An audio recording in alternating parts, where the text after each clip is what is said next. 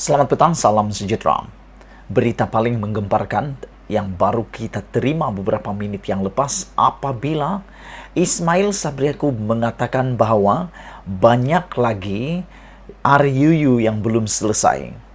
Persoalan penting kepada kenyataan ini adalah, adakah ini bayangan PRU 15 tidak akan dijalankan tahun ini tetapi tahun hadapan? Ini satu berita yang mungkin mengejutkan, yang mungkin akan meranapkan harapan Zahid dan Najib.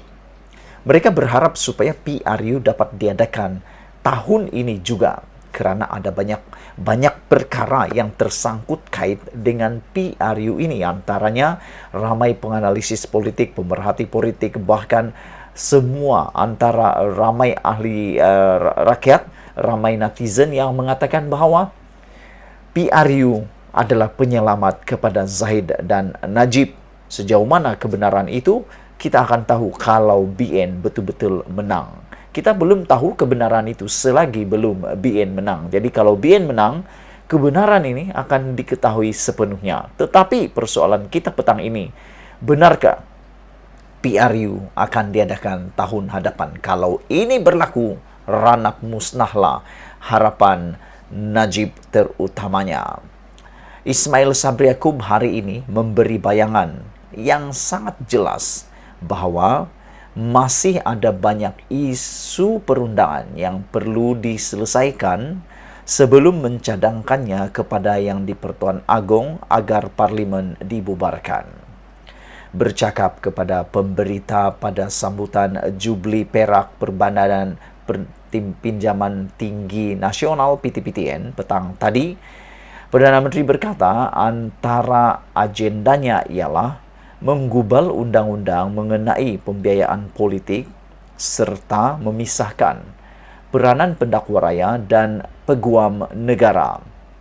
Kenyataan itu dibuat Ismail Sabri ketika Tempoh berkuat kuasanya memorandum persefahaman MOU di antara kerajaan dengan Pakatan Harapan Pembangkang bakal berakhir pada hujung bulan ini. Menurut Ismail Sabri Yaakob lagi, dia tidak akan menyambung atau melanjutkan MOU dengan PH selaras dengan ketetapan dibuat partinya UMNO. UMNO telah membuat keputusan kerajaan tidak akan melanjutkan MOU dengan Pembangkang.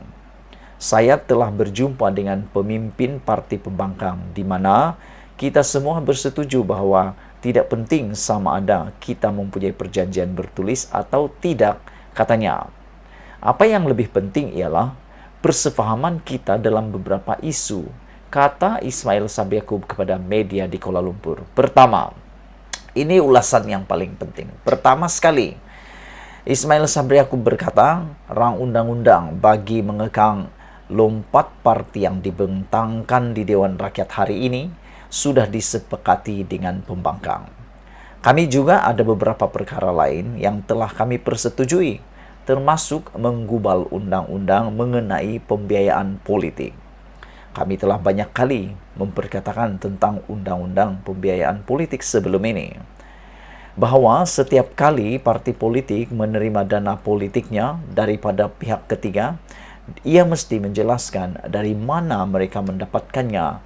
Katanya lagi, tentang dana politik ini, aku secara pribadi pun aku berpendapat dana politik ini patut diperkemaskinikan.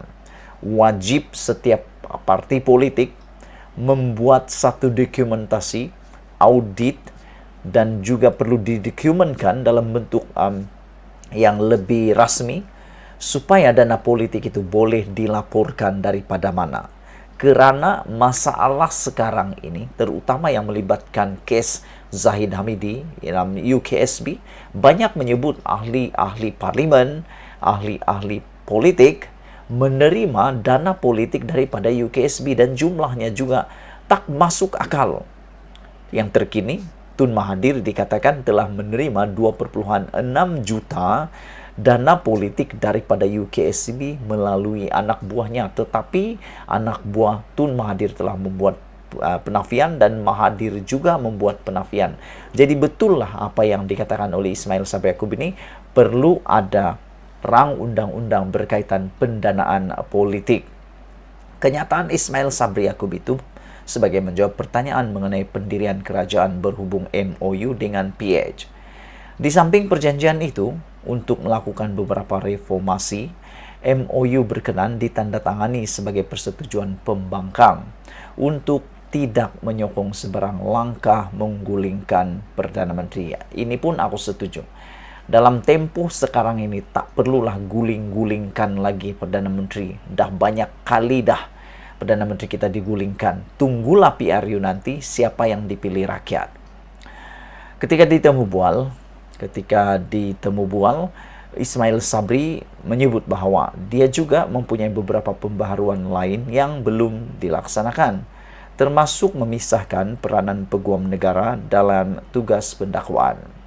Pada masa sama, Perdana Menteri menegaskan UMNO sendiri mahukan beberapa pembaharuan, termasuk agar negara ini mempunyai undang-undang yang mengawal dana politik. Katanya lagi, bagaimanapun, Ismail Sabri Yaakob tidak memberikan jawaban jelas jika kelulusan pembaharuan itu merupakan prasyarat bagi memulakan langkah membubarkan parlimen.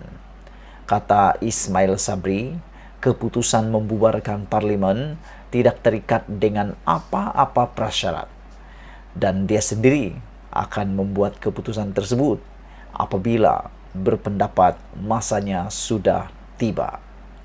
Bubar parlimen itu bila-bila masa, tak tergantung pada mana-mana, asalkan sampai waktunya saya dah anggap ia sesuai untuk dibubarkan, saya bubarlah, kata Ismail Sabri Yaakob lagi.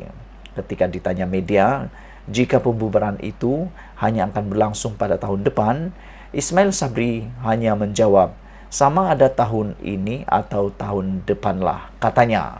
Jadi Ismail Sabri Yaakob tidak memberi jawaban yang konkret. Dia kata tahun ini pun boleh, tahun depan pun boleh. Tapi dengan jawaban dan dengan clue yang luar biasa ini, banyak lagi RUU belum selesai, rang undang-undang yang belum selesai dimuktamadkan, antaranya RUU pendanaan politik dan RUU anti lompat parti yang akan diketahui hari ini. Adakah ini adalah bayangan Perdana Menteri PRU 15 akan berlaku tahun depan? Kalau memang benar PRU akan berlaku tahun depan, ranaplah harapan Najib dan Zahid Hamidi mau melihat PRU diadakan pada tahun ini. Sekian dulu ulasan kali ini. Jangan lupa tinggalkan komen Anda, tekan butang subscribe. Malaysia kita punya, kita juga sama-sama cintai Malaysiaku. Kita jumpa lagi. Bye-bye.